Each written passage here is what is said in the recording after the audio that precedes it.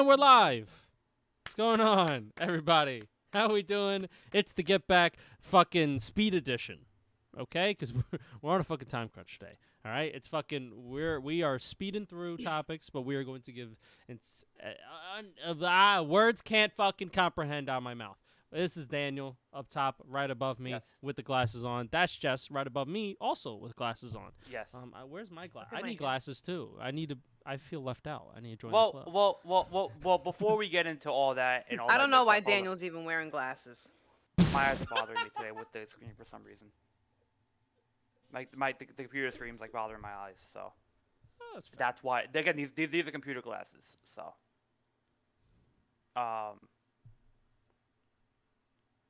Before we get into sports talk, before we get into everything, we have a real quick announcement to make. Oh God! About a member of the Get Back. Very, very special moment today. 1/3 of the Get Back is now engaged. Congratulations to Lewis. Becoming a man before our eyes. Congratulations, to his Lewis. beautiful girlfriend, Beanish. Yes, can't wait proposed for today the on. Now, Jess, we know that he got engaged beforehand. You know what the date is? No, wait, don't tell me. What's today's date? Okay. So today's the 7th, right? Yeah. What and month we're in is it? June. What month is it? Which is 1, 2, 3, 4, 5. Oh God. The 6th month of the year. So Lewis got engaged on 6/7. So is he really, or is he? Are you really engaged? Was that a real gold? Is that a real ring you got her? Let me tell you, with the money I spent, that shit is real. Let me fucking tell you, that shit is real. Well, tell us the story. Because you saw us yesterday and you didn't tell me and Daniel nothing. That's yeah, right. fuck so you. That's right. Yeah, fuck you. You know. Yeah, you fuck. He's an asshole. a nice little I wanted to surprise. steal all the thunder. A nice little surprise for the soul. You know what I mean? It was great. We went to Central Park, took a lot of pictures, and gave her some gifts, and then popped the question from there, and then it was nice. What'd you say? What was the question? I didn't really say much. I wrote it down though. I wrote it down. So oh my God, read it. So I don't have it on me, and I'm not gonna read it on stream. Casual. I'm not gonna read it on stream. That's for me and Beanish to have that in our memories. She'll tell me. It's for both of us, and it's yeah. It was nice though. It was like a nice day. It was nice and hot. A lot of good pictures, a lot of good vibes. Went out to eat. I had some of the greatest mac and cheese I've ever had in my entire life, but that's neither here nor there. It's a place called Tavern on the Green. Don't want to dox myself, but my God, it's fucking fantastic over there. Oh no, it's a well-known. Yeah, so Jess. good. You know his lobster's too buttery. His steak is too cooked. The flowers are blooming in front of him. Bad. His smoke his is bitches loud. are bad. It's the best day ever, right? Just casually, just getting engaged. Fine. Yeah. But we can talk more about it on You're casual. keeping us We are on out the time loop. crunch. A nice Okay. surprise. It was a nice surprise. You guys like Yes. it. You'll be all right. So Jess and Lewis can talk more about it on casual. But just want to say, I'm happy for you. Oh, You and Beanish are like family to me. I'm about to cry. I'm so happy you guys are engaged. It's a great moment in your lives, Yes, and we're very happy. I'm We're so excited. happy for you guys, and I'm excited for your I future. called it out. Jess did call it out. I'm excited to spend many, many more years with you guys together. It's gonna be so much fun. I can't wait. So congratulations. Yes. And God bless you're both of you. I'm in love with both of you. You guys are the best. Just keep being. Can't wait for the kids. All right, yo, you see, you can't take Jess nowhere, son. She too hood for the occasion. All right, where the babies at? Hey, yo, where you gonna play popping them out, Sean? Let's go.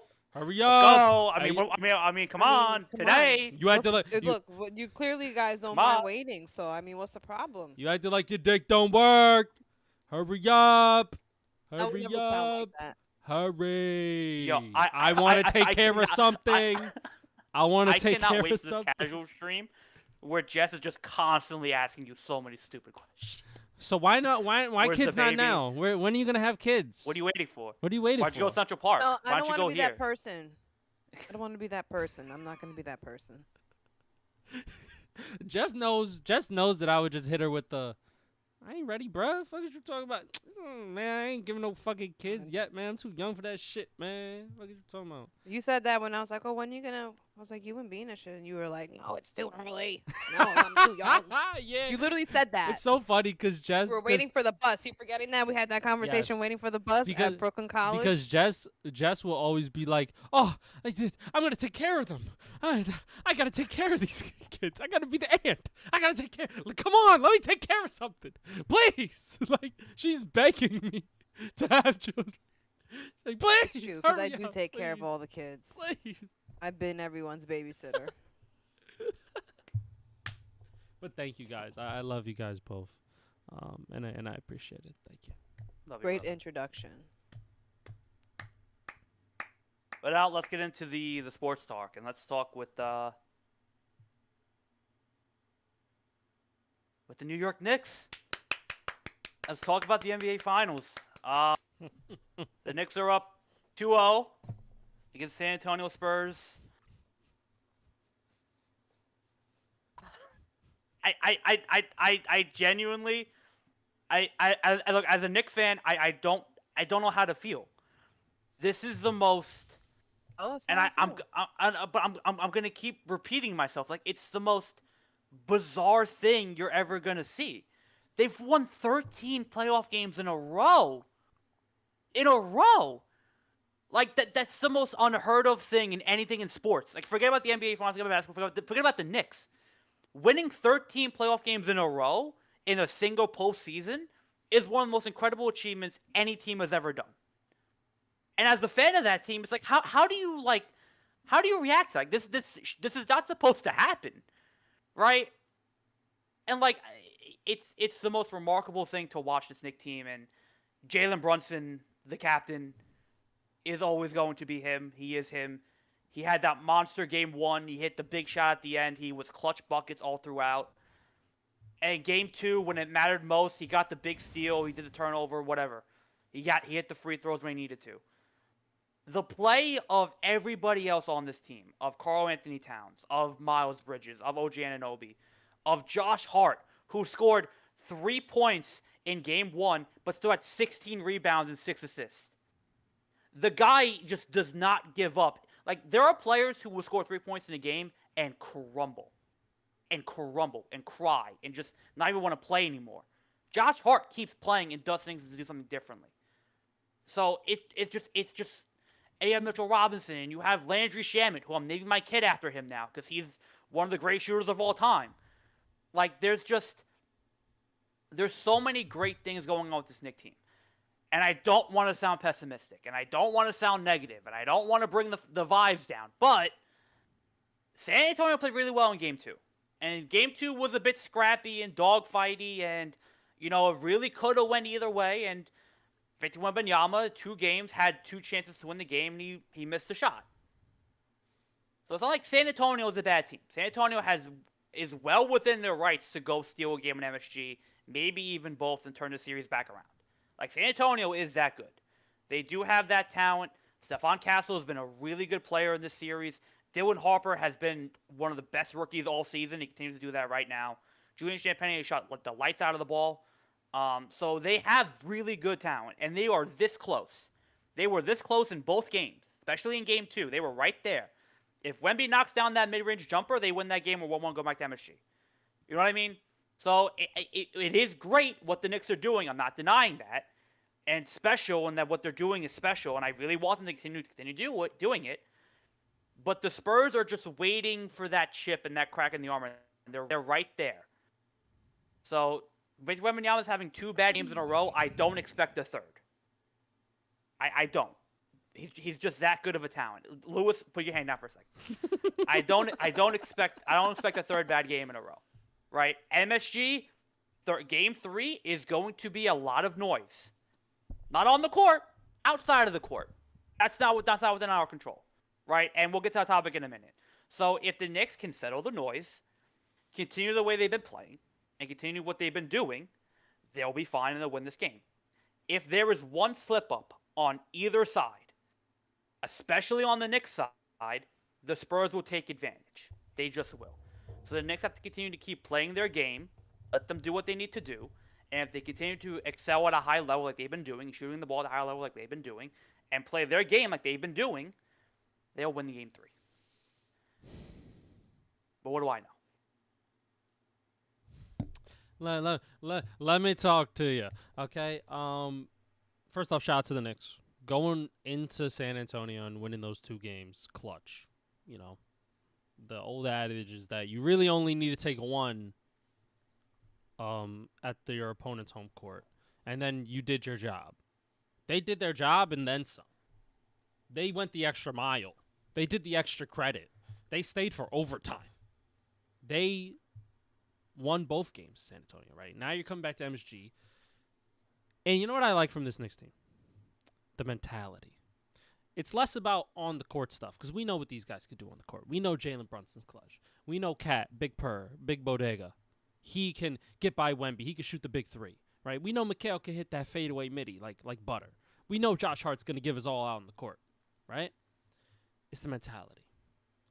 They're talking like they didn't even make playoffs yet. They're like, it's 0-0. Stay desperate. Nah. When they bring up, oh, you won 13 straight, how does it feel? It's like, we got to keep pushing forward. We haven't won no games yet. We didn't win the big one. Right? Steel trap right here. This is a steel trap, the mind. The mind could push the body to do some really great things. And what the Knicks are doing right now is really great. But the fact that they're not even acknowledging it until they reach that ultimate goal, that mentality is going to lead them into winning. In my opinion, game number 3. I think the New York Knicks are going to come out in game 3. And, right, Jalen Brunson hasn't shot the ball well. Karl-Anthony Towns has played big-time ball. Mikal Bridges played big-time ball. OG's playing some decent ball. You have some good production from Landry Shamet, Jose Alvarado, Miles McBride off the bench, right? You're getting a lot of good shooting numbers from not Jalen Brunson, right? Jalen Brunson, he struggled a lot, right? But when it's time to get a bucket, he'll get you a bucket. But over the course of a game, it's not that great. I just think that even with Jalen Brunson not playing well in both games, the Spurs still don't have enough. You can't take advantage of it. Because when our best player is shooting 12 of 31, you should be able to fucking dog this team out. But the fact that they always keep it close, they can never gain an advantage more than, 14 points, I think, in game 1. And the Knicks are the king of comebacks, right? And also, in my opinion, getting a little bit of a favorable whistle. If you don't mind me, I think Tony Brothers is on the Jess knows about my rants about Tony Brothers. We'll accept. Yeah. If they want to get favorable whistles, we'll accept. I'll accept the favorable whistle here and there, but let's not make it egregious, all right? Come on, the check's going to be in the mail. It won't bounce, I promise. So I just think that it doesn't matter what the Spurs do because they just don't have enough. They were down by 14 in game number 4, in game 2, before Cat left the game, and then the Spurs really started making a run after that bullshit fucking foul, Tony Brothers, piece of shit, bitch. So it's like, I personally don't see the Spurs really... the Spurs don't scare me. I don't see the Spurs doing anything in game number 3 that they didn't already do in game 1 and didn't already do in game 2. And I expect the Knicks to just be the better offensive team, which they have been throughout this entire playoffs and are in, like, the history of the NBA, right? Because if you can't stop the Knicks when they struggle, if they get hot, oh, you're cooked. If Jalen Brunson shoots like 7 of 11 in the first half, oh, you're cooked. You're dogged. You're down by 30. Because Jalen Brunson hasn't shot the ball well. You got other guys stepping up and playing good ball. And even when we don't play good ball, we keep it close. We get clutch buckets. We don't need to get a bucket every possession, but when we need a bucket, we get it. And that's why it's Knicks in 4. That's why the Knicks are going to take it in 4. That's why this next week, I truly believe that the Knicks are going to win in 4. Because the way I'm seeing them fight these last 2 games, what the Spurs got? Not much. Wemby wants to be a point guard. He wants to stay out on the perimeter, not be in the paint. But then on defense, he's getting blown by Cat. I thought you were this alien. I thought you were this. Stephon Castle, Dylan Harper, and De'Aaron Fox can't shoot a wide open 3 to save their life. And I'm supposed to think that this team is better than the Knicks? Hell no. Say it with me. We know who the captain is of New York City. Captain Jalen Brunson. Born to play basketball. And he's going to show you why he was born to play basketball in Game 3 and 4. Watch. Yes.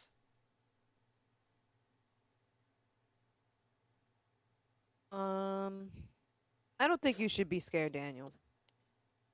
No, I am, because I'm a Knicks fan. Need I remind you of them? Everything going on over there? Shush. I think you need to lean in to whatever it is. To whatever it is that's happening. Because you didn't think you have to be there for the ride, not just the outcome. A part of the ride is enjoying the fact that they're clearly out doing what everyone expected them to do. And the reason why they can still lose when Jalen Brunson is struggling is because the rest of the team is picking up where they need to pick up. They're not letting it get away from them just because he's fucking sucks at the wrong time for most of the time. So I think, Daniel, you should lean in. Come here, my brother. Lean in. We'll accept you with open arms. Come here. The Optimism Tribe. Come here. If we win the championship, then I'll come join the tribe. That's my condition. Hey. That's my condition. Job's not finished, Jess. Hey, Jess. It's okay. Job's not finished. Oh. We didn't. The playoffs didn't even start yet. Listen, 0-0. I'm preparing for the disaster. Whoa. That's what I'm preparing. I'm a doomsday. Well, you know what? That's why there's 7 games, because you may just have a disaster. Whoa. But I think they needed the 2 wins. Whoa, what's going on Just here? listen. But they need the 2. Like Lewis was saying, they say you just got to steal 1. But maybe for a team like the Spurs, they needed to be up 2.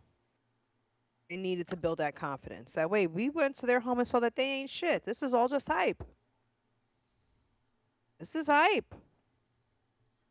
Really good team. So far, this is hype to us because we beat them twice. I'm not saying that they're shitty, but where's this alien y'all were talking about? Where is he? Where is he? Now the thing is, are you gonna let this alien come into MSG and make a liar out of you? So I don't know. I think, like I said, I think the Knicks just need to embarrass them. Just shut it down completely. Don't let them. No large leads, no big leads, no leads if possible. But you have to, and the MSG just has to be. There's not going to be a second of silence. It's just going to be on fire the entire time. Well, let's talk about the MSG crowd. Let's talk about the MSG crowd for a little bit. We're gonna go a little bit casual for the next 10 minutes. This is very, very casual one we're talking about. Because we're gonna be very political here. No, it's not. It's a part of the sports story. Well, based on casual in the political sense. In the political sense. Because I'm gonna give my political opinion on this. So Game 3, first of all, tickets are through the fucking roof. That's the first problem. Mm-hmm. And they're like $8,000 for the cheapest seat, which is some bullshit. I get it. We haven't been there 27 years, but $8,000 for a ticket is almost egregious. That's inexcusable. And then there's the part that President Donald Trump is going to be in attendance at the Knicks game, right? And with that come a list of things that New York City and the NYPD and the security MSG have to adhere to. So, first things first, as MSG being the center, everything within a 2-block radius of MSG shut down. 2 blocks north, 2 blocks south, east, west, shut down.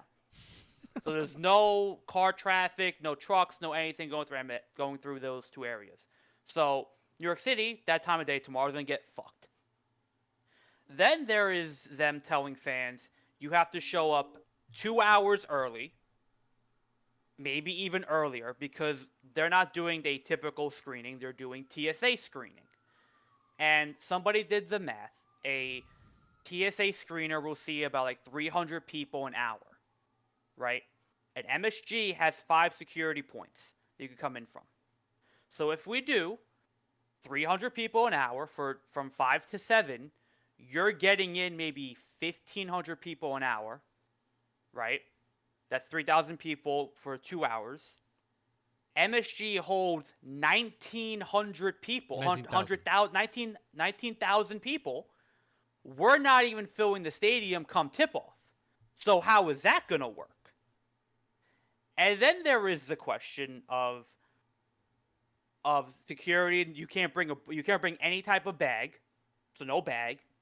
So you have to come in with what you have on. So, and then if one person gets caught on a TSA screener, that's going to set the whole line back.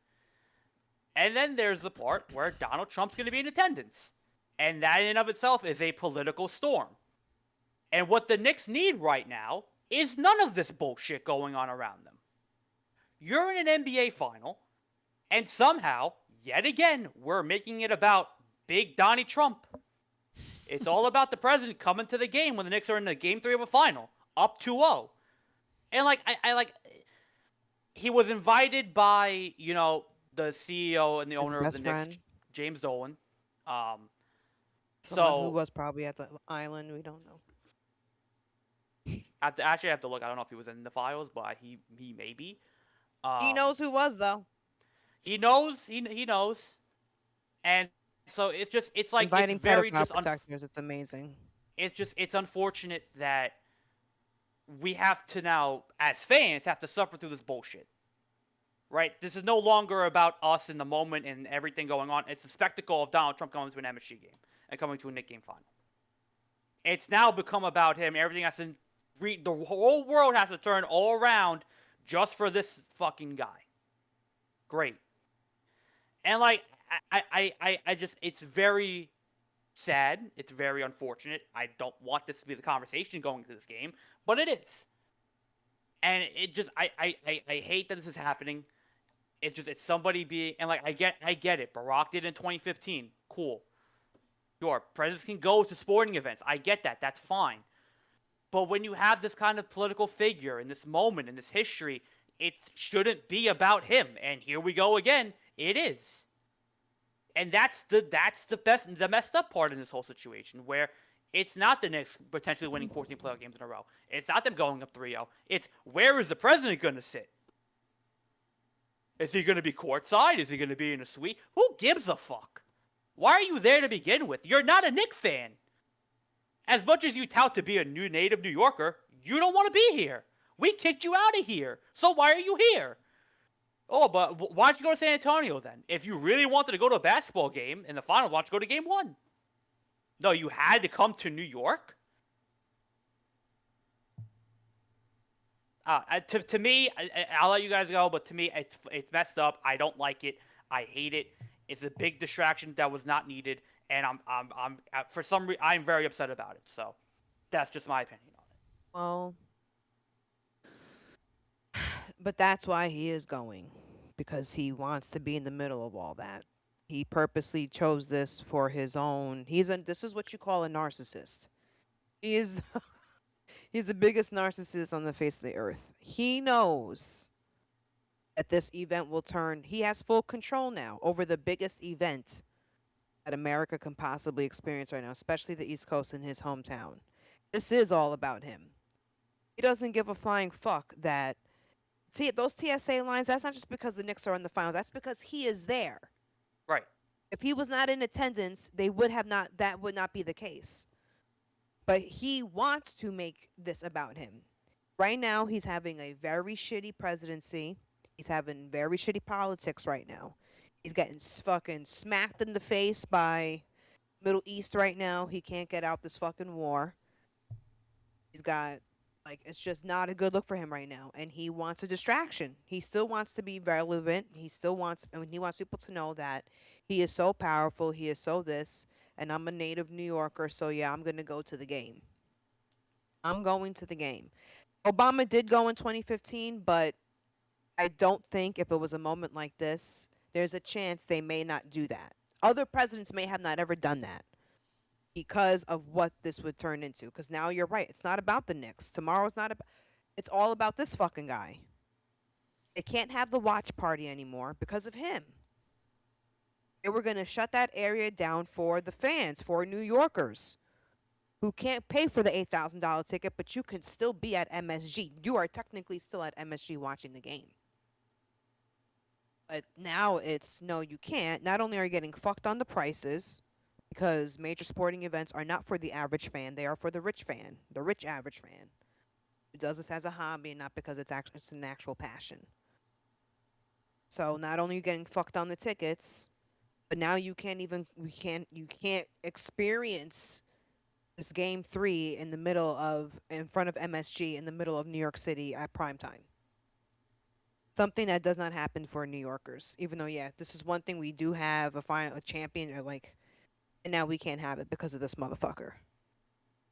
So he's doing this because it's game 3. He knows exactly what it's going to cost New York City. He knows exactly the headache, and that's why he's doing it. He wants to be the main face of this. If he had any consideration, he wouldn't go. We're in a war. You shouldn't be going nowhere. You need to go to work. You need to find out why Iran is bombing Israel. They bombed them again today. That's what you need to be focused on. So why the fuck are you at the NBA game? You have other fish to fry, but you don't want to fry that fish because your ass is getting fried. He is the most incapable, incompetent thing walking around with our tax dollars. And he is just a nuisance to the American public. He is just bothersome. He is a attention hog. He is a ball hog. So yeah, now New Yorkers have to suffer with this because the truth is security was already going to be tight because the mayor is going to be there. And this is the most popular mayor we had. All types of celebrities are going to be there. There's going to be secure. It was already going to be inconvenient. It was already going to be a mess. Now it's just about, keeping this dumb fuck safe because that's what our laws call for. So it just sucks that, he's stealing this fucking moment. He absolutely, but that's his whole goal. His whole goal is to, how do I make this about me? He's an asshole for this. Even simple. And don't forget, he has his big UFC party next week too.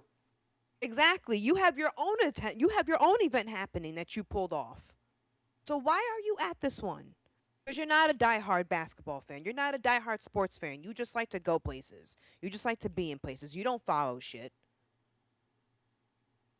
You just have the money to be there. You just have the access to be there. And Dolan, what is wrong with you? We all know now he's a blatant pedophile protector. Why are you inviting that person to the fucking MSG? If Trump called and wanted to book a ticket, yeah, I get it. But did you actually invite a pedophile protector? What is wrong with you? It's just really disgusting. When people like that are in charge, him and Trump, that's why fans get fucked. Because this is about them. This is not about the Knicks. This is not about Jalen Brunson reigniting this fucking franchise and showing the world that no, basketball does belong to New York City. This is not about that. This is about what's for them. This is about their dealings. This is about them. This is their world and we just live in it. So it's just fucked up all the way around. It's disgusting on both ends. You're going to let a pedophile protector disrupt this fucking game. How is that going to happen? TSA line for 19,000 people? People have to get there at 1 o'clock. Me and Louis said the same thing. I said the same thing, yeah. But here's the thing, Jess. Gates don't open till 5. Well, they're going to have to open it before then. If they want to do this, the gates have to open before then.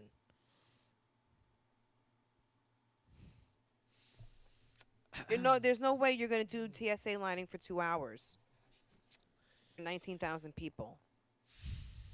It just... If you're not just going to let them walk through the security, I mean, I don't get it. And yeah, if you're a fan going to the game, you're just better off don't bring nothing but your cell phone. Do you need anything else? You should. Wallet, keys. Probably. No, that's it. Blistex, maybe. You got Apple Wallet. Blistex fits in the pocket. I mean, I get it. But, unfortunately, now this is just what we have to deal with. If you're going to the game, hey, this is what you have to deal with. Well, it just sucks because we get our watch party canceled, and it's the first final here in 27 years, and we can't even enjoy it properly. Nope.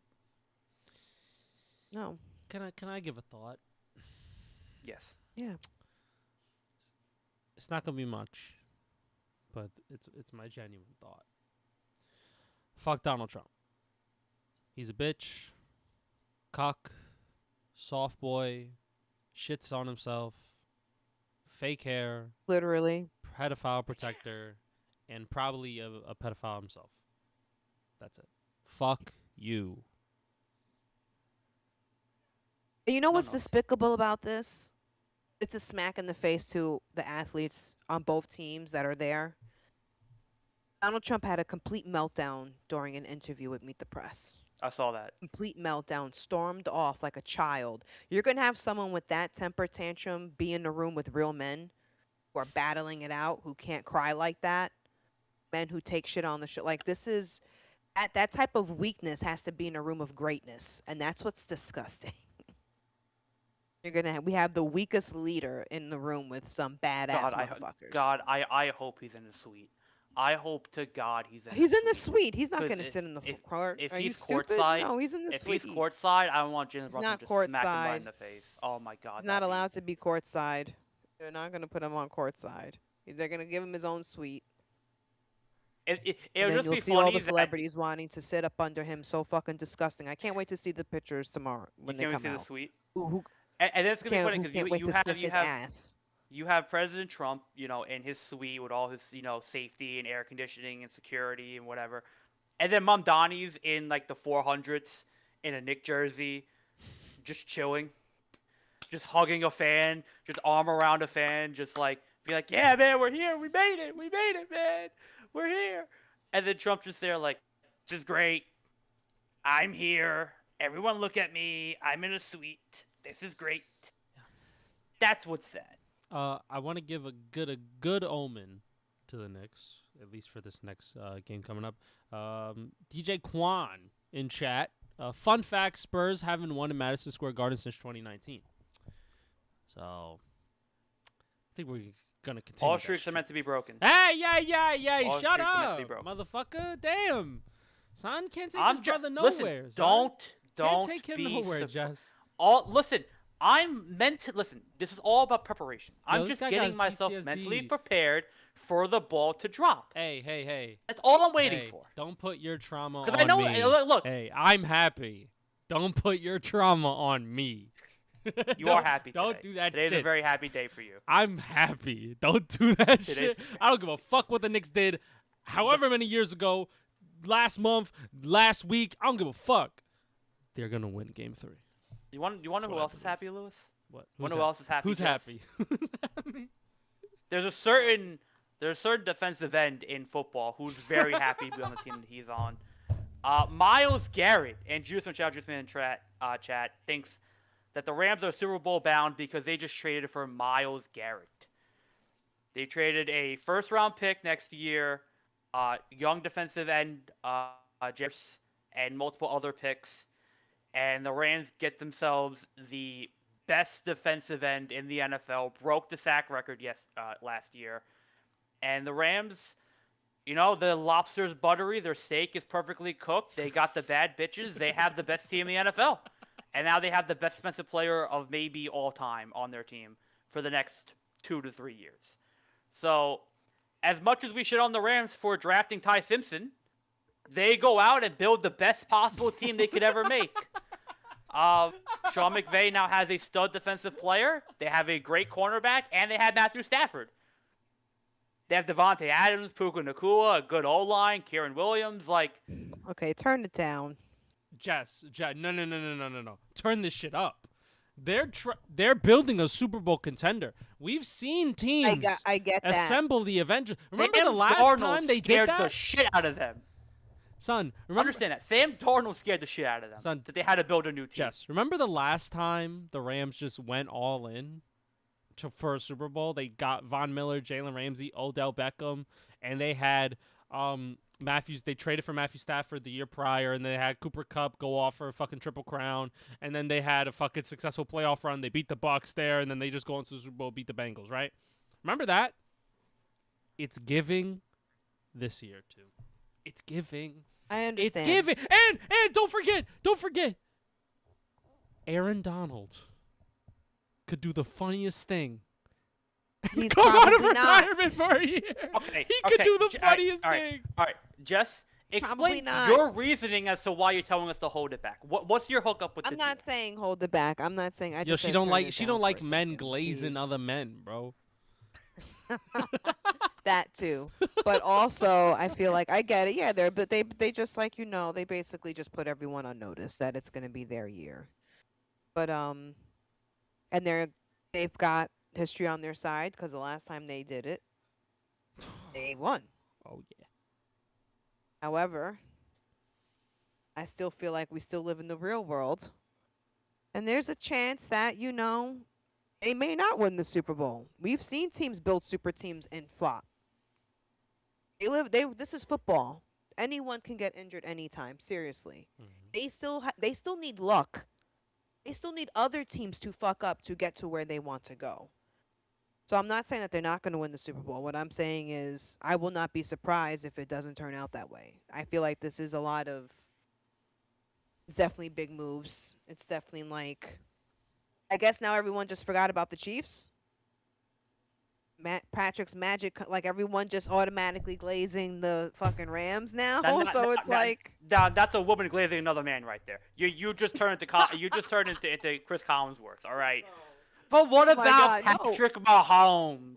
But what I'm saying is, Patrick it's funny. Mahomes? It's just funny how quick. It's just funny how quick the story just switches up. Oh my God. What Jess. are we doing? The whole What are we offseason was about this guy coming back. Jess.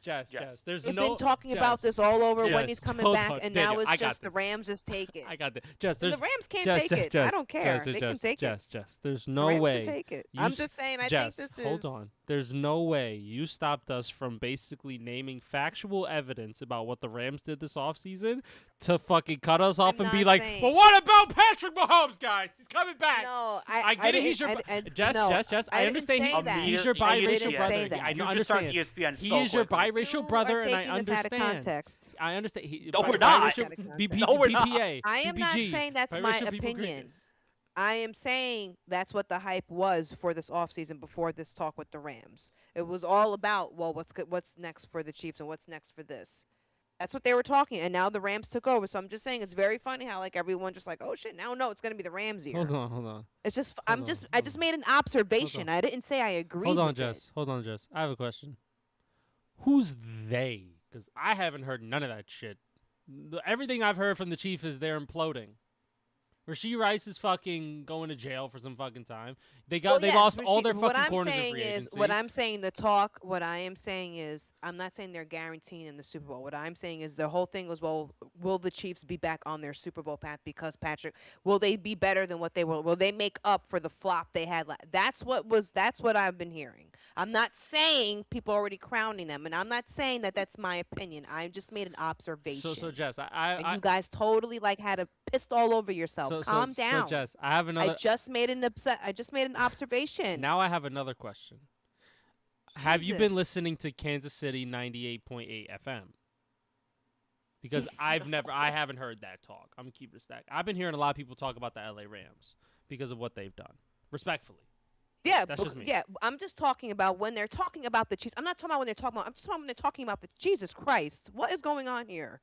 We understand your point that people are talking about the Chiefs, but the way it sounded, the way it came up, whoa, guys, pump the brakes on the Rams. What about the Chiefs? That's the way it sounded. I'm not going to lie. I said pump the brakes on the Rams because I feel like a lot of things can happen where they don't really win. Like just because they're putting this roster together, okay, but let's wait for the season to come. I honestly don't think the Chiefs are going to be coming back. I don't think they're going to be as good as what they may. I don't think that at all. But they could. I don't think that at all. Good.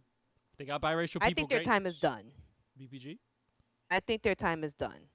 We'll get to that. BPG? But I just don't feel like so division. many things can happen to the Rams between now and the Super Bowl. I think it's kind of premature. That is true. Okay. Seriously. Okay. Anything could happen. You know what? Fair. Lewis. So, Jess, is it a fair observation to say that the Rams now have the best team in football right now? On paper. Yeah, that I can say. Okay. On paper. On paper. With all the I'm moves sure- they've done, we'll do they see. have the best team on paper? That's Yeah, all we're saying now. paper. Is that with Myles Garrett, They're the All I'm best team on saying paper is right now. You've seen paper get shredded up. That's all I'm saying. Okay. All I'm saying. That is true. But the reason why you think that is because you think they could implode. There could be something that happens in the season. I think things can get out of hand. You don't know. You don't want the wrong fucking player to get injured. I don't know. I think you don't want the wrong thing to happen. Like, you just don't know. Football. I think football is real enough to be like, yo, you really just don't know sometimes. I mean, sometimes this is a little too early. Would you say there are Matthew Stafford injury from going down? I mean, because to be fair, Matthew Stafford's like 42 years old. But he is 42, but I think he's healthy. No, he's 38. But we can't do this whole like, oh, but the injuries. We're speaking in the now. Nothing has happened yet. Let's just talk about the now, right? Barring injuries, this LA Rams team should be in the Super Bowl. Correct? If we're just looking at they should be on their way. Analytically speaking, they should be in the Super Bowl. Look, they were a turnover away. If Matt Stafford doesn't throw a pick in the conference final, they're in Super Bowl and they win it. Like, let's be real. Like, the Seahawks got one turnover in that game, and that was the difference. Well, what makes the Rams great is that they clearly don't want a repeat of that. That's why they made all these additional moves. That's what makes them a great team, obviously. What I'm just saying is we are talking about in the now and not then, and we don't know what's going to happen. That's how I feel. That's true. Well, in the now, with all this talk, are they going to go 16-0? No. That's what this sounds like. No, probably not. But that's how loud the hype has been. These people act like they're going to be like unbeatable. Unstoppable. Well, I'm like, wait, stop. Have you seen their won 14 games last year? But they're not going to be unbeatable. Then that means they're about to fucking be on a wild streak. When's go over their schedule? Who are they losing to with this team? Ho, Daniel, play the music. LA Rams. According to you, LA Rams. Obviously, they're not losing against anyone. What is their schedule? Whoa, LA Rams. LA Rams. Are they really going to be 3-3 in their division? All right. You think they could probably? Okay. Oh, no, they're dusting. All right. Let's play the game. We're not giving them 3-3. Here we go. Week 1 against the Niners. Oh, they smoke them. Respectfully, I think they beat the Niners. I think they beat them week 1. I think they dust them. Now that game, I think, is an international game. Is in Australia. Netflix in Australia. Yes. I think they smoke them. Respectfully. Okay. Then they have a 11-day break, and then they play the Giants. Their Giants are getting smacked. I'm sorry. Like they're getting smacked. They're gonna put up numbers. Yeah, we're getting smoked. Then they play the Broncos in Denver. Tough test. Give me Rams. Then they go to Philadelphia. Dogfight. I don't think Philly's offense early on is gonna be too good. Give me Rams. Then they come home to play the Bills. Already first 5 games, tough schedule first 5 games. But you just said they win them all, so. You know what? Well, never did. Who are they losing to? Never said they would win them all. Never did. I'm just making an observation, analytically speaking. You know, we're just making observations, Chad. Against Buffalo, you know what? I think they could lose that one to Buffalo. Wild game after Josh Allen goes off. You know what? Give me a loss to Buffalo there. Okay, lost to Buffalo. Then they play the Cardinals. They're destroying them. Come on. Then they play the Raiders. Destroying them, dicking them down. Okay. Then they play the Chargers. Belt to ass, yeah. Then they play the Commanders. And the belt to ass again. Then they're playing the Cardinals again. And belt to ass again. Wow. Also, so they've only lost one. In my opinion, I think that loss to Buffalo, I think is pretty, that's a possibility. And then they play the Packers the day before Thanksgiving. You know what? 10 days between games. So they play the Cardinals on the 15th, and they play the Packers on the 25th. What? Give me Packers. I think they could be both. In the traditional game, give me Packers. Why not? Fuck it. There's going to be some random shit. They're not going to go undefeated. I'm sorry. They're not. Now after the Packer game, they play the Kansas City Chiefs. I think they dog walk. They go into they dog walk them. Yeah. The offense, Patrick Mahomes is going to need too much. No. Then they end with the Niners. Yeah, they'll win again. Cowboys. Yeah, they'll win. The Seahawks on Christmas. They'll lose that one. I think they'll lose like 3 games. The Bucks? They'll destroy them. It's the second half of the season. And then end with the Seahawks. They'll beat the Seahawks because both of them will be in the playoffs and they'll both be resting starters. And So they're 14-3. yeah, I think they'll be 14-3. Yeah. Potential first place team in the NFC. Yep. Maybe second. Yep. Maybe. Yeah. No, they'll be first. I can see them going 15-2. Like their regular season is going to be phenomenal, barring injuries. Who's stopping Puka and Devontae? We saw what they fucking did last year. Now you added Myles Garrett, who had 23 sacks on the Browns. Imagine when he does that with the actual winning team, actual team with other good players. The Browns' defense wasn't no slouch last year. Now, if they had a decent offense, maybe they could have been something. Just saying. And with the upgrades at corner, dog, like this team is ridiculous.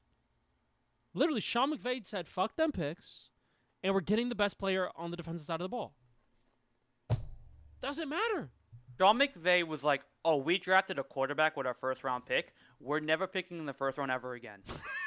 I want all my first-round picks gone." He really did. He really did. He was like, "Oh, we built a pick based on relationships. Never again. Never He again." ended that shit immediately. He's like, "Listen, Ty, we picked you at 13. We're never picking in the first round ever again." Do you understand me? He lifted up his fucking. He had a mask on, a Sean McVay regular we'll face, see how and then he that went, pans "Fucking out." take that shit off. You're never gonna be picked in the first round ever again." Well, you better hope he don't need him this season. Yo, what's up with pessimism? Yo, what's up with this pessimism right now? You sound like Daniel talking about the Knicks. Why is it pessimism? What's going on? Oh, you better hope I'm you just don't need saying. him. Better hope you're not. No, Yo, but it's true. Yo, we can't be But hyped it's for true. good-ass teams. That's huh? why you have backup quarterbacks, because you need them just in case. Yo, what's up with this truth shit and all this? Oh well, lukewarm shit. I don't need this lukewarm ass shit right now. That's a Look, lukewarm I'm ass not thing. a Rams fan, Well, I so think I they're don't have good, to pretend that but, you I'm know. somehow thrilled that they've You were a gotten Rams fan massively last better. year. You're a Ram fan last year. You liked them a little bit. No, I wasn't. You liked them a little bit. You were leading. I mean, I like them a little if bit, Sam but I'm not Darnold like... goes to Super Bowl, I'm not watching it. If Sam Darnold wins the playoff game, I'm not watching it. I'd rather watch the Rams. I want the Rams to win. Can the I Rams told you win? guys I was in the mood that day. You also I had don't Rams know what winning I the was Super talking Bowl about. last year, Jess. Just like me. I did. So what? They got That better. doesn't mean I was a fan. They got better, Jess. And you're know. saying, "Oh, you better not need Ty Simpson." Don't give me that lukewarm ass because shit. It's true. I don't Because no, it's true. No, we don't need that shit right now. That's 'Cause it's lukewarm ass true. shit right now. We need. Oh my gosh, Look, they just got Myles look. Garrett. That's insane. They're gonna be so good. I'm 'cause happy Myles for Garrett's them, good. but they're not a team that I personally root for. So I don't really care if they implode or explode or we want to see our teams win. What the fuck? Yo, Jess, Our teams ain't we're winning. talking about Myles Garrett. Why are we bringing in our teams? Please don't. This is lukewarm shit again. You're getting lukewarm with me right now. I don't need this. Well, But that's the best part of the story is that I'm happy that he got out of Cleveland. That was God sent Yes. for him. And with the money. He left with the money too, right? Oh yeah, he did. Yep. So then, And they he reworked won. the He's contract biggest so that winner. it fits under their cap. He is the biggest winner out of all this. And he's dating Chloe Kim. And he lives in LA now. And he just broke the sack record. Oh, my lobster's too juicy. Steak's too buttery. My car's too fucking fast. My home is too big. I mean, what the fuck else? Oh, my girlfriend's too hot. He's winning at life right now. Anyway. My anime got 3 more seasons, like, because he's an anime guy. Oh, like, what's going on? Sorry. Anyway. Speaking of our teams, one of our teams made a pretty interesting move and bringing back an old friend and something that Giants fans have been clamoring for a long time. Odell Beckham Jr. is officially a Giant. Odell Beckham Jr. is now a Giant. They also signed Juju Smith-Schuster and Braxton Berrios. So they've upgraded their wide receiver room tremendously. And OBJ is already taking on a leadership role as he invited the whole team out to dinner and paid for it. So OBJ looks like he's going to be a Giant and probably the wide receiver 3 on this team. Lewis, you are the Giant fan. How are you feeling about it? Listen, we're back in 2016. Life's great. He's 33, but let me tell you, he feels like he's 23. You see the way he's cutting routes in fucking practice? Holy shit. This guy's going to be something special. I know this kid. He looks like he can make a one-handed catch or something. But just looking at it from like a fan standpoint, it's cool to see a player who had all the hype, all that magnitude coming in, and honestly, barring injuries, could have lived up to potential top 10 receiver of all time hype. I mean, the first couple seasons of his career, he was on pace to break records, right? And then injuries came about, and then, him getting traded to Cleveland, and then, stuff not working out over there. And then his career kind of took like a downward spiral before he went on the Rams, and then, kind of revived it, and then went on the Ravens, was shitty and all that. So it's nice to have a familiar face. Like, he's beloved by the city, obviously. We didn't want to see him go when he got traded to the Browns, so I'm very happy to see him back. It's very nice. However, as a intellectual myself, hasn't done shit recently. He's been ass as fuck. He's been hurt, older, and ass. Now, that could be just because he hasn't gotten the fucking ball much. But also, when you're on the Ravens, you're getting two catches for 10 yards, 3 catches for 15 yards, 1 catch for 4 yards. You're not that guy anymore. So maybe a wide receiver 4 position is nice for him. He can come in, maybe catch a ball or two, catch an in route from fucking Jackson Dart, do a little celebration, and, get the team hyped up. I feel like it's more of a culture building move, of a cool move, rather than a move that's going to help you win. I don't think Odell is going to be a savior in any way, shape, or form. I don't think he's really going to have that great of a season, right? But it's cool. It's something fun during the offseason to talk about. So I like it. It's fun. Shout out to Odell. We're back in 2016. The earth got greener. The sky got bluer. The flowers started blooming when that news came out, so it's fun. It's a fun thing.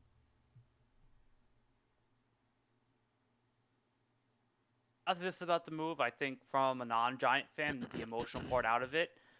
I think the Giants needed help with wide receiver. I don't think he's going to be the guy. He should not be the guy. But as a 3-4 here and there sporadic play receiver, it's a decent move.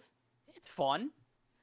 I think it's not a replacement. It's a good patchwork option that he could be a 3-4 guy, barring, and this is saying that Malik Neighbors is going to be healthy.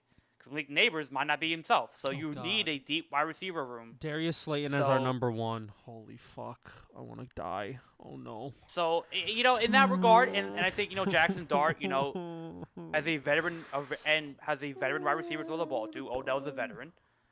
He's reliable. He'll get you where he needs to get you. He's not going to get you 100 yards a game, but he'll get you 4 catches for 25 and call it a day.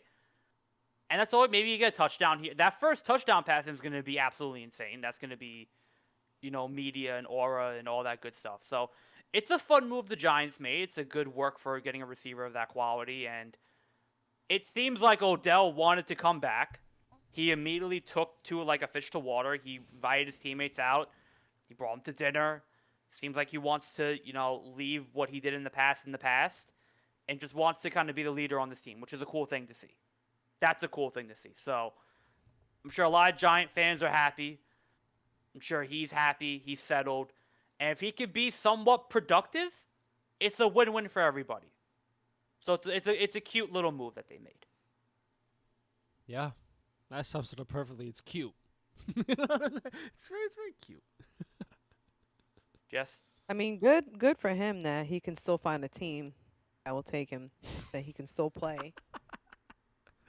Because he's been doing these one-offs with multiple teams. Well, how many teams has it been really since it was Cleveland, Rams, the Ravens, and Miami. Who He was else? in Miami too. It was Miami. Oh shit, I forgot Miami. I Okay. think he played. Yeah, he played in Miami? Yeah, that's right.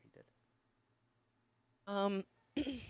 No, I guess if you can find a place on a roster, do it. And it's familiar. It's under a new coach, it's under a new regime since he's been there last. Why not? And this is a good time to come back to New York.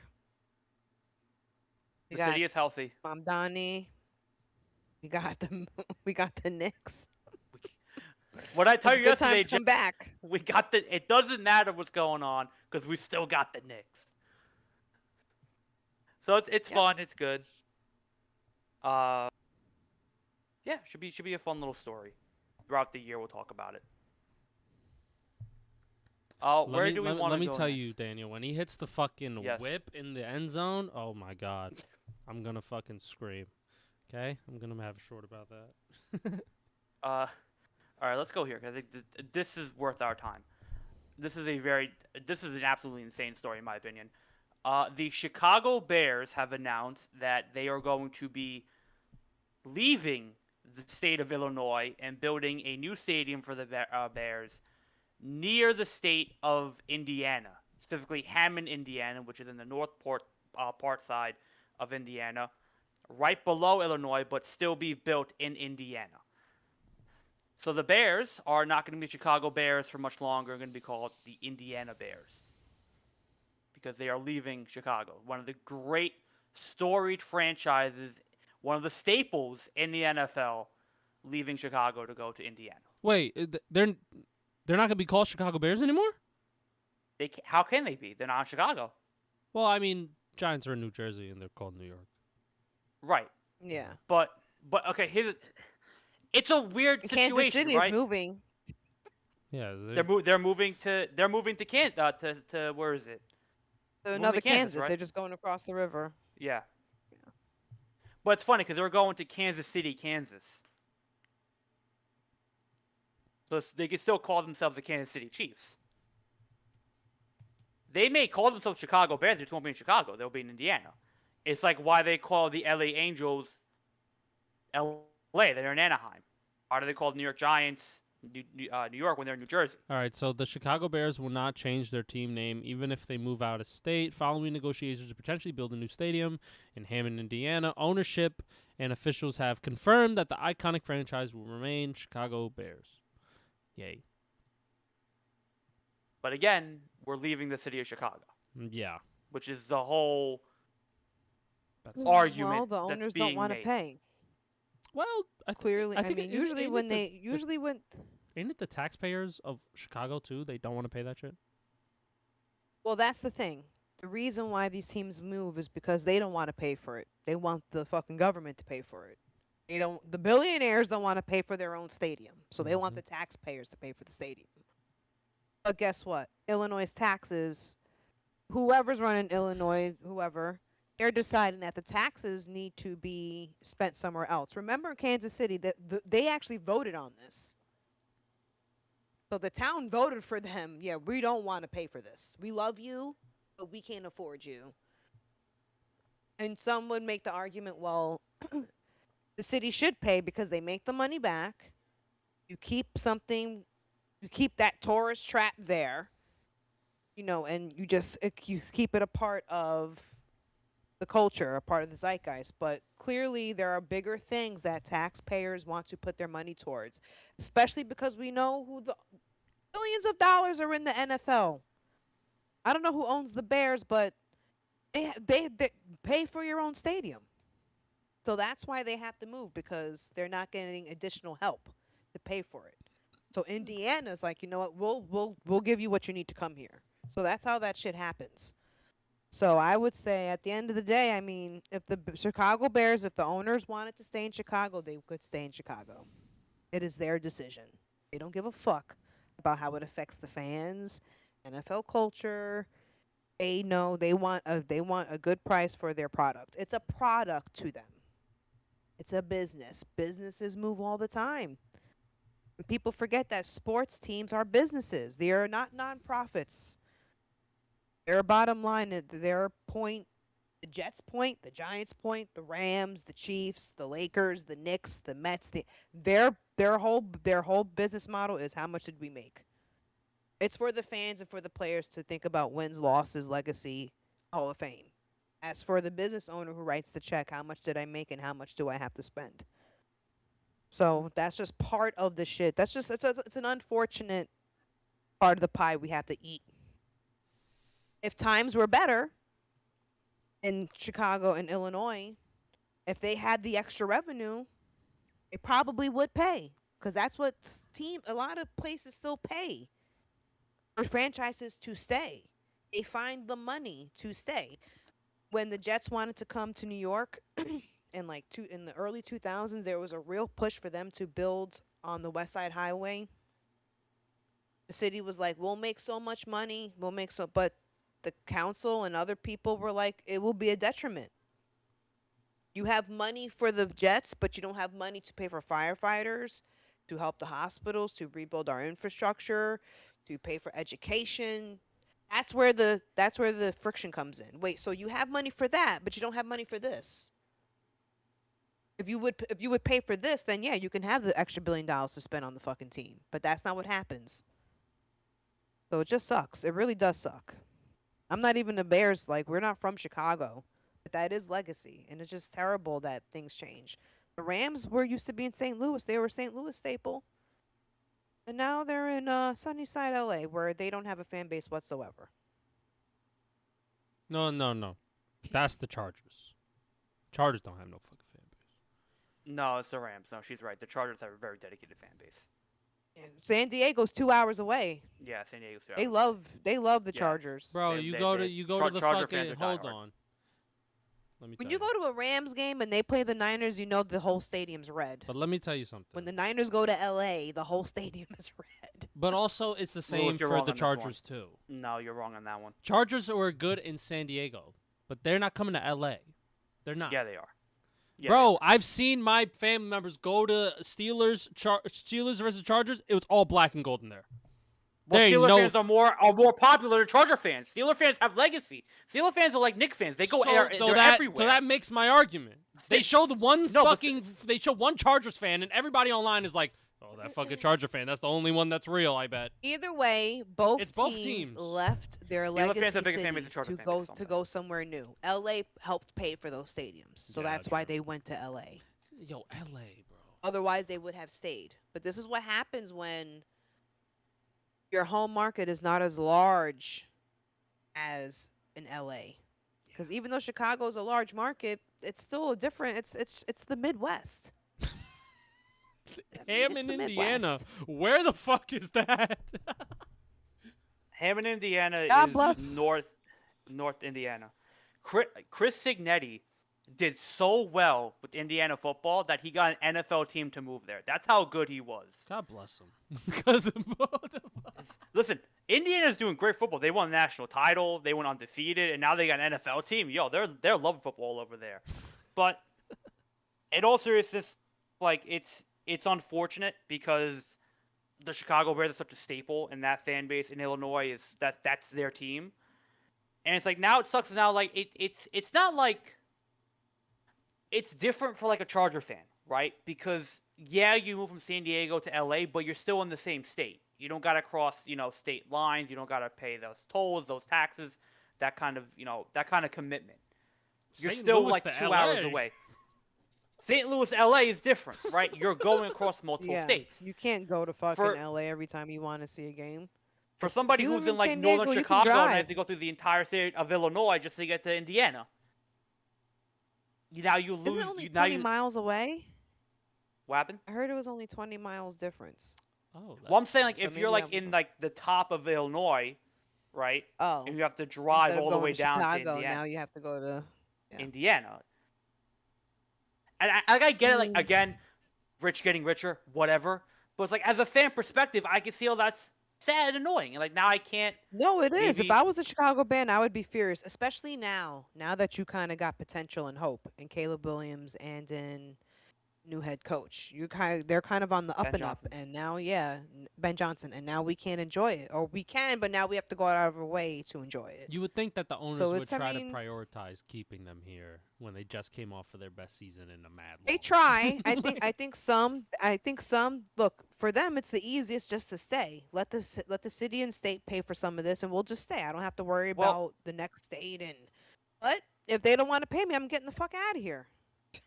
I think The- as fans, we need to take back some of our obsession and realize that, you know what, I love my team, but they're a team and they can move and I can't be so distraught once they go.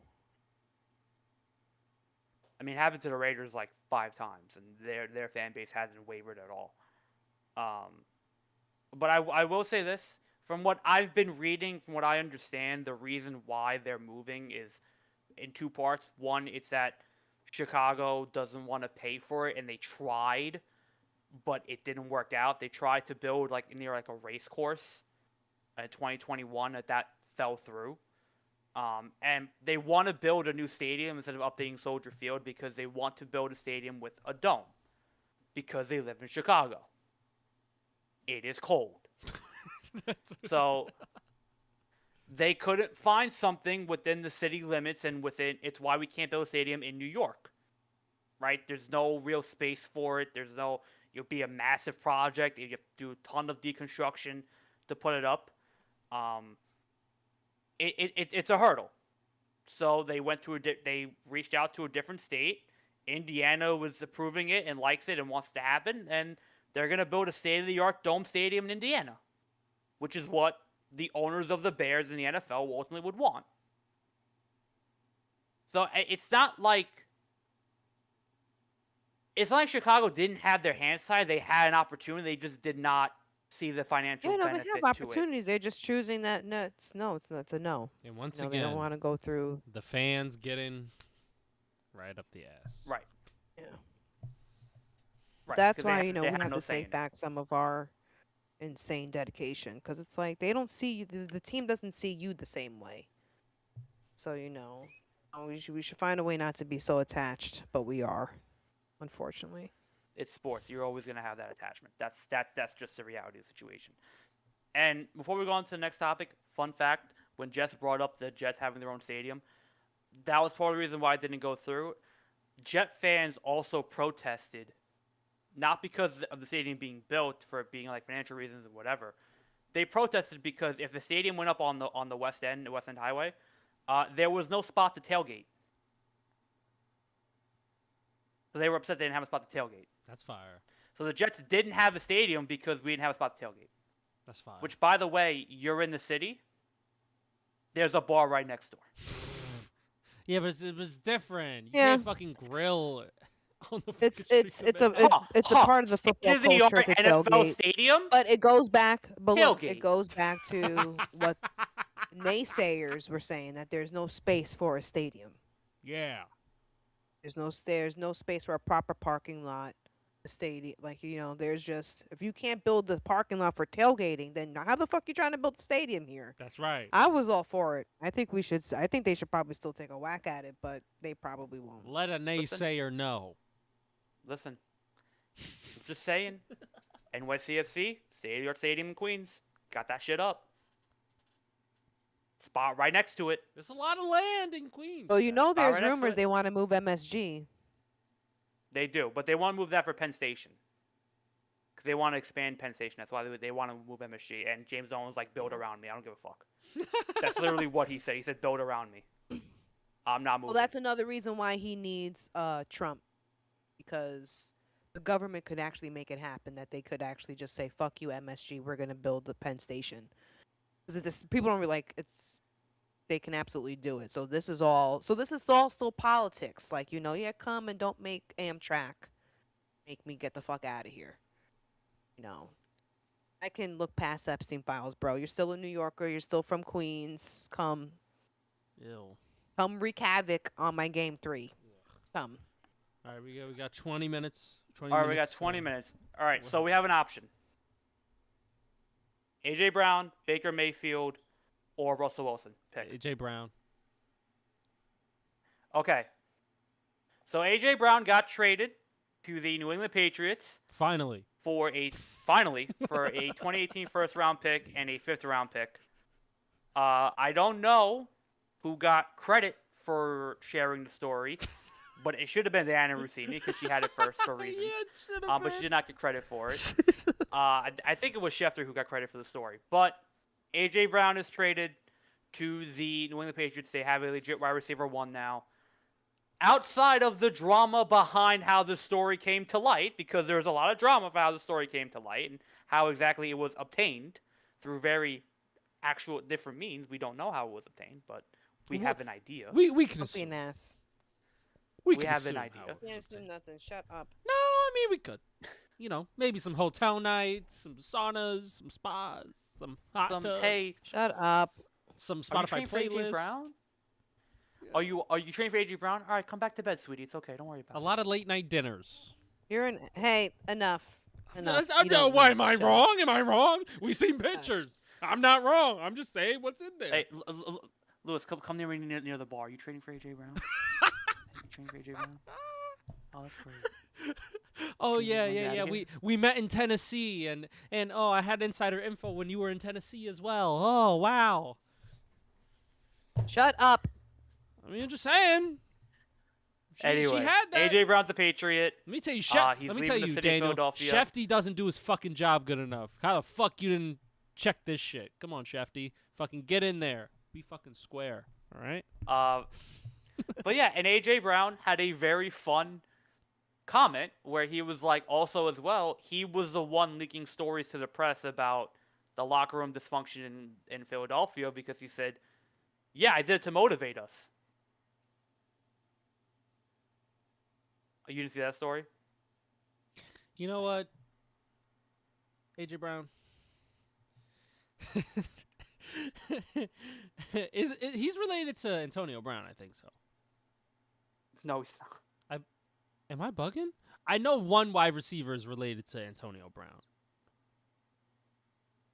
Is it AJ Brown? Look that up. Yo, that might be a pull because there ain't no way you self-sabotaging like that. Ain't no way you self-sabotage like that. Pull that up, Jamie. Jamie, pull that up, Jamie. AJ Brown. No, yeah, I'm not gonna. Antonio Brown. Oh, they're not related. God damn it. All right, it's another wide receiver. Yeah, no. Fuck. But anyway. Yeah, he said it was done purposely to give us a push. Brown said, "I knew of something in the media. It was going to propel us to work harder."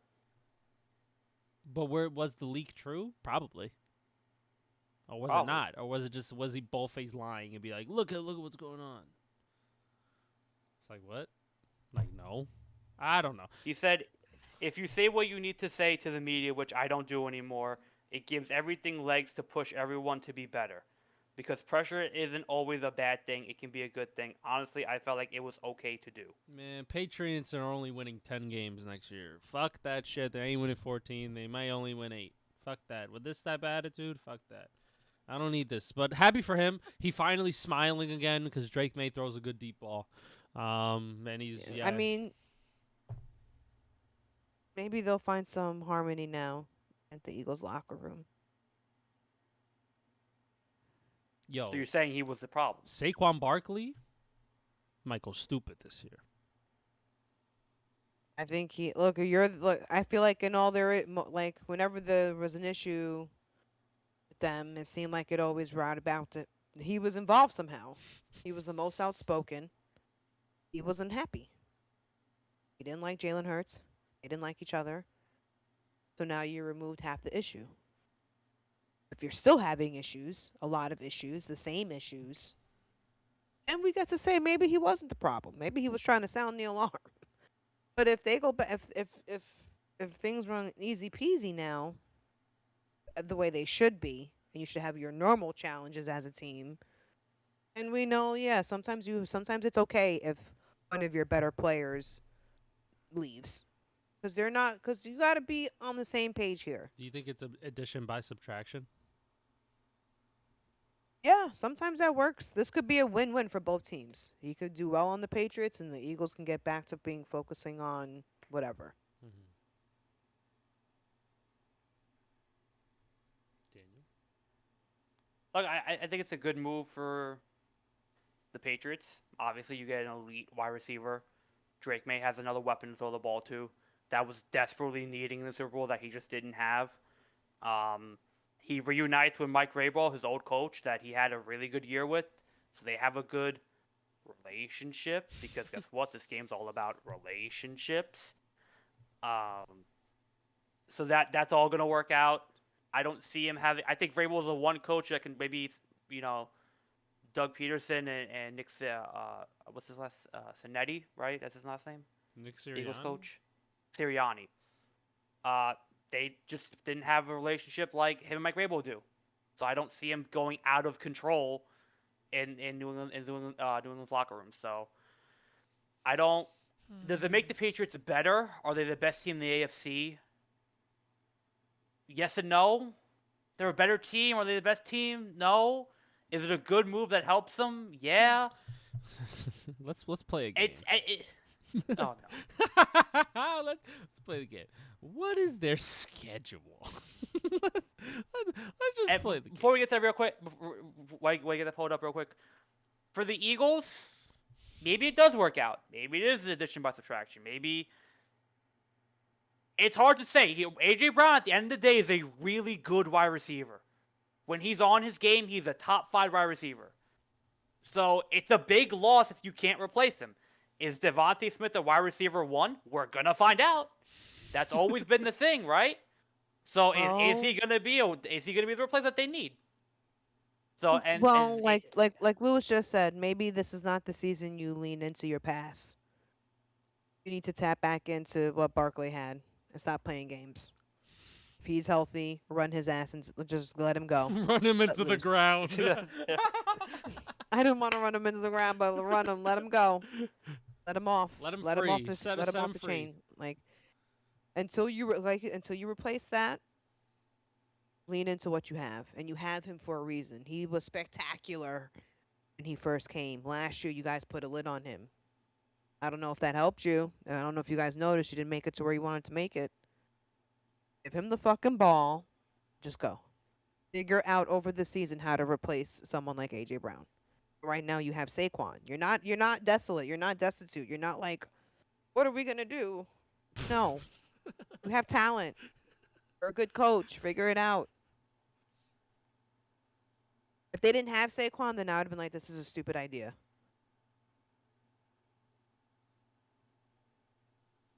They got him, so. And they got Mekhi Lemon, he's healthy. Too. I mean, hold on. Chat. The Eagles might be looking pretty decent. I'm just saying. Listen, when we get to that division, I have a take on the Eagles that maybe is going to sound pretty crazy, but you probably already heard already. But he hates them. He hates them. I'm not the biggest fan of this team, and I'll explain more when we get there. But this move kind of helps my case a little bit. I'm not the biggest fan of this team.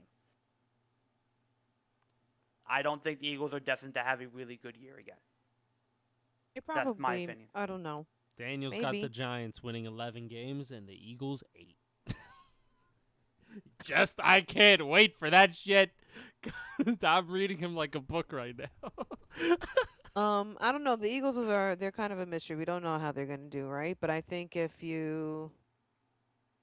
I don't think they're gonna be terrible. They may be mid. They may get like 10 wins.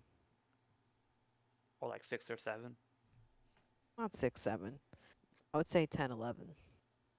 10, 11. When we get there. But I think at the end of the day, it's a good move by the Patriots. The Eagles got a good haul. First round pick, fifth round pick, that's pretty good. So we'll see what they could do with it. Oh, now we got 10 more minutes. What else do we want to All touch right, let's on? go. Wide receivers getting paid money they maybe don't deserve? Oh, I'm ready to pocket watch. I'm so ready. All right, Drake London signs a 4-year, $141 million extension, worth up to $150, $100 million guaranteed. And in that same vein, Christian Watson signs a $110.5 million extension with a 31 signing bonus. So let's just call it a $140 million deal for the next 3 years. Christian Watson got hurt a lot. It was hurt every year. Is he a good receiver? Yeah. Is he great? Is he $110 million? Fuck no. If you can't say he's great, then he's not worth $110 million. Drake London had some pretty good years, is a very good receiver. Fringe top 10 guy. Is a fringe top 10 guy $150 million? Fuck no. You know, mean, I would say, Christian Watson. first of all, you know what? Players get paid. You deserve. I mean, I'm not gonna say you deserve. Hey, get Saying your the money, owners make King. enough money. Get the money. Fuck it if you deserve it or not. Now, if you want to talk actual ball, I don't know. This kind of says more about the GM and the owner and like, why are you guys choosing to pay him this instead of trying to invest in a receiver who is worth that?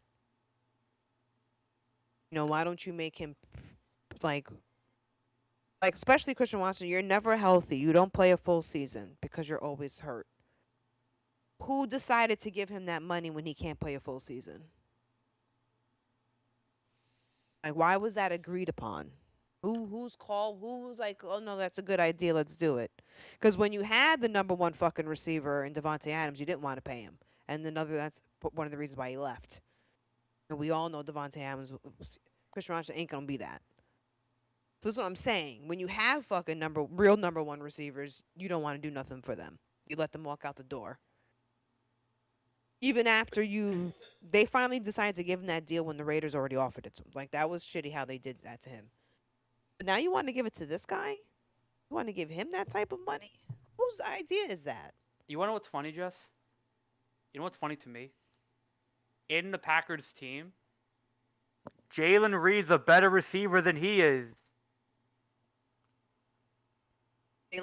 Tucker Kraft's a better tight end than he is a receiver. Let me tell you something. A lot of the wide receiver room for the Green Bay Packers is Matthew Golden and relatively unproven second-year player. Jaden Reed, injury-prone slot receiver. And Christian Watson, an injury-prone X-style wide receiver who's never had above like 650 yards in a total season because he's always hurt. So when we talk about banking on the potential, the Green Bay Packers are doing that shit to the fullest extent because their whole wide receiver room of starters is just banking off of potential. Because there is not an ounce of, for sure, this guy right here, 1,000 yards. They're not even close. Some of these guys can get injured in practice and be done for the year. Let them learn the hard way. 110 mil. Dog shit. Casual. Would he have not accepted anything less? They couldn't give him 75? The agent. For 80? Them agents, bro. They don't give a fuck. Listen, the price of players in the NFL going up. This ain't gonna be the last one. Okay, I understand trying to meet market, and yes, they get more expensive every year, but I still feel like there should still be a standard to get a certain type of money, a certain type of guaranteed money. Justin Jefferson's contract. Let me look at that real quick. Like, if that's not your fucking name, then why are you giving this guy $110? Okay. All right, you ready for this? You ready for this one? You ready for this? This is a good one. Justin Jefferson signed a 4-year, $140 million extension with Minnesota, right? How much did Drake London get? I think the same. Just to recap, 4-year, $141 million extension that could be worth $150 million.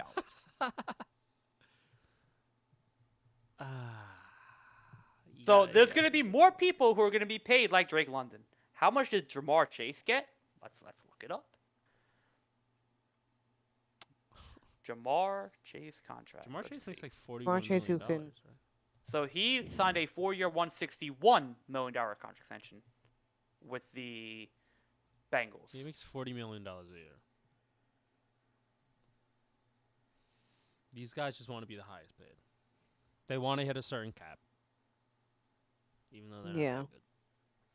They're agents, I don't know. man. There's hope. I mean, if you're the team, you put in some some guardrails in there. You have to, if you want this, okay, $100 million, okay, you can sign this contract, but that doesn't mean this is all guaranteed. You have to reach 1,000 yards to truly get this big. Like, you know what I'm saying? You have to make it to where you can leave the contract if it doesn't pan out that way. Christian Watson gets fucking injured one more time, and it's another 6 game missing. Okay, you know what? We're taking our money back. And it's fucked up. That's why, NFL players contracts, it's grimy. But I feel like I don't it's just an ugly business. Yeah, it's just I don't know. Don't you think it says a lot about like they do the same thing with quarterbacks, right? Quarterbacks who don't go deep in playoffs, win multiple playoff games, so getting like crazy amounts of money. These are like mediocre quarterbacks, and now you're doing mediocre or okay, good wide receivers, and it's just like, where's The standard. The standard is there whatever isn't any. whatever the market dictates for money. That's what the standard is. Unless, and look, they're not going to pay a guy who has no stats. Like you got to have some type of production, and then the agent, Of course, will but I sell think them on product. Be like, listen, in the next 3 years, just watch. This guy's going to be the best wide receiver in the league, and you're going to get I him mean, on cheap. yeah, It's like of course no. you're gonna give them something because they're NFL players. He's obviously good, but if you're worried about this is why some people say the salary cap is bullshit. Because why the fuck you wasting money on these types of players and not get it's just when they like you. I bet you Chris Johnson gets along with everyone. I bet you Matt LaFleur is happy to see him. Are you saying, Jess, that it is Brian based Gutekunst, upon that's my guy Daniel right there. hit it with me? Daniel hit it with me. Relationship. How do you think Kirk Cousins got those types of contracts? Because people like him. You meet him, you like him. And maybe he does just enough. That's why they say average students can go far in life. C students, because if you first of all, showing up is half the battle. So you can suck, but if you show up if you're then you can, you're there. You could be injured, and if you still show up and you're sniffing around the coach's ass and everyone, the quarterback, you still okay. We like you. Why wouldn't we give this guy? Of course. What do you want? 110. All right. But you gotta stay healthy, Christian. Let's try and stay healthy. All right. Healthy. You know what that is, Daniel? That's a big ask. That's a big ask. They got the money. Like I said, I'm not mad at them for getting the money because if they can pay them that money, you know how much money the team is making, how much money the owner's bringing in to give someone like that type of contract. You got it.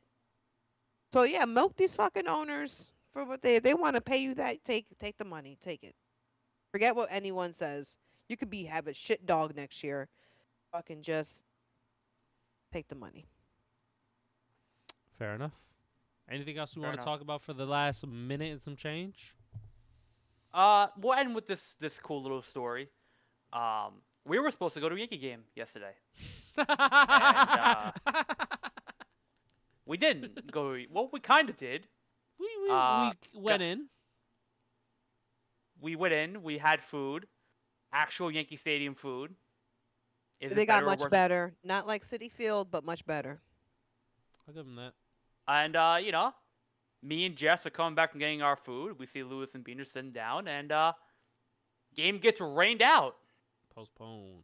And before we see that sign, I turn around right before we get to you guys and we see the TV. I asked Daniel. I said, "Well, how long do we have to wait for the rain out? Like, when do they go back on? Is there a?" And then, bam, rained out. Yeah. So we. But I will say, me and Jess shared a very cool moment right before the game. Me and Jess were sitting by some trees, waiting for Lewis and Beaner to get off the train because the train was a mess. You're watching Winners right now. You just watching Winners right now. And I remember that the Belmont Stakes were on. And I remember that me and Jess bet on the Belmont Stakes. So I quickly pulled out of my phone, and we're watching the race, and race going on. The horse we picked is not winning. It's a back and forth. The horse that's not in front, not our horse, is winning. And then out of nowhere, Lewis, from the corner of the eye, coming out of nowhere from last place, making his way all the way forward, here comes the number 9. Golden Tempo. Here comes Golden Tempo, rushing into the league, and takes that son of a bitch home with the win. Me and Jess hit our bets. We made some money, and we were just ecstatic. Everyone was looking at us like we were crazy. Because I was like, oh my God, I'm the winner. I'm the better. I am the best. I am the queen of OTB. You got the drunk people at the fucking stadium being like, what the fuck's going on with them? They were like, what the fuck is she talking about? That was hilarious. It was so good. That was just... No, because when it comes to horse racing, clearly I am good. Oh, yeah. Clearly. She went 2 out of 3. She picked Golden Temple twice. And, she lost the Preakness, which is fine. Golden Temple didn't race in the Preakness anyway. But we're forgetting last year. Last year, Jess did pick the winning horse again. Hit. Your box hit with the winning horse. She made money.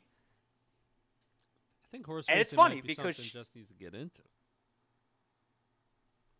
Might have to go there with a little cane and a little very nice hat. I had to acknowledge that I could be anointed with this. That I got. Look at God. That I got the betting, but I'm not stupid. I just know that I'm good with horses. I don't know if I should be betting on other things, even though I have won in other things. I just feel like it happens more with horses. Now, full transparency too. Jess texted me earlier on the day being like, I don't know, just put $5 on whatever. I don't care. I don't really know. I guess Golden Tempo. I guess commit. I'm only gonna bet $20. I'm only gonna bet $20. Put $5 on Golden Tempo, and that's it. I don't know what I'm doing. Okay. I was a bit more detailed than that, but I was just like, yeah. At the end of the message, I was just like, I don't know, just do it. And then I told her that I bet more money on Golden Temple than she did. And she goes, "Why did I bet more? I'm so stupid. Why did I bet more?" Yeah, I was like, why didn't you tell me you were betting? Because I would have done the same thing. But that because then if you would have lost, then you would have blamed it all on Daniel, and he don't want that. No, because I've lost before and I haven't blamed on Daniel. I've lost before. I would have taken it. But what I'm saying is I didn't realize. Like, damn, I could have done that. Like, I've taken it before. Why'd you tell me to pick that? Why'd you tell me to do that? Yeah. Oh, Daniel, do you even know what you're doing? Come on. Oh, why didn't they win? Why didn't they win? Why did they win? I already know. But no, shout out to Shireen DeVoe. She's the first female trainer to win both the Kentucky Derby and the Belmont Stakes. Shout out to women doing it big. She's probably going to get more horses now next year. Damn thing. So next year, I told Daniel, I was like, next year, I'm betting on all her horses. He says she may have more than one horse now that she's a fucking heavyweight. She's a gangster now. She sure is. Put some respect on my homegirl's name. Well, yeah. I support her 1,000. We had a cool moment right before Yankee decided to, kick the bucket. So it was bittersweet, It was. We win, and then we lose. Just like betting. But then we win. But then we went with the food. Yes. What about the camaraderie? And the camaraderie. Yes. A chance to reunite in the rain. The universe it was a good day yesterday. Yeah, it was a good day. Well, it's 10:04. Let's get the fuck on. Get the fuck on. Like get the fuck out. On. Yeah, like get on with it. You know what I'm saying? Like that. You know what I'm saying? Oh, we're done. Yeah. Oh yeah. What? Oh, do you want to talk about Russell Wilson retiring and going to CBS? No. You want to talk about that? No, we could talk about that later. But we want to say there's one New Yorker who's not even going to be around to watch. There's some New Yorker he is. Lewis isn't going to be here all week, so he's going to miss out on both games. Yeah. I will record my short reaction from a hotel in another state on those games. I will be watching, but I won't be in New York. So why'd you have to say it like that? Yeah, why you say it like that? You're some New Yorker he is, bro. Some fucking New Yorker. That's true. It's true. Hey, listen. Damn, so how many days are you going to be away that you're going to be missing both games? Monday, Tuesday, Wednesday, Thursday, Friday. Oh, the whole week. Yeah. You better hope they lose one on game 3 or 4 because you got to be here for Saturday. No. If they, Knicks in 4. I don't care. It's 0-0. Hey, in my mind, it's still 0-0. Stay desperate, motherfucker. Hey, it's not 2-0. Stay fucking desperate. All right? Get your fucking weight up. Stay fucking desperate. What fucking 13-game win streak? We just started the fucking playoffs. Job's not fucking finished. Oh, bitch. Stay desperate. Also, the World Cup starts next Wednesday, so that's going to be fun, too. World Cup starts in 4 days. USA plays Friday, their first game. There we go. All right. Well, that's been the Get Back. I've been Lewis. That's been Daniel. That's been Jess. And we're going to get the fuck on. Out of here. Okay. All right. Anything else we want to say before we get out of here? Congrats to you and Beanish. Very, very happy for you both. Yes, congrats to you and Beanish. Can't wait. Can't wait. I know what Jess is going to say. I was waiting for can't wait for the kids. Where are the kids? Hurry up. I'm already picking names. Oh, God. Jess, Oh, God. I just want you to know. No. I'm jinxing them. My brother was like, oh, my God, is he pregnant too? No. I'm jinxing it right now. I hope her birth control fails. And we're going to get the fuck on out of here. Thank you guys so much for watching the Get Back. And we'll see you guys next time. Peace out. Take it easy.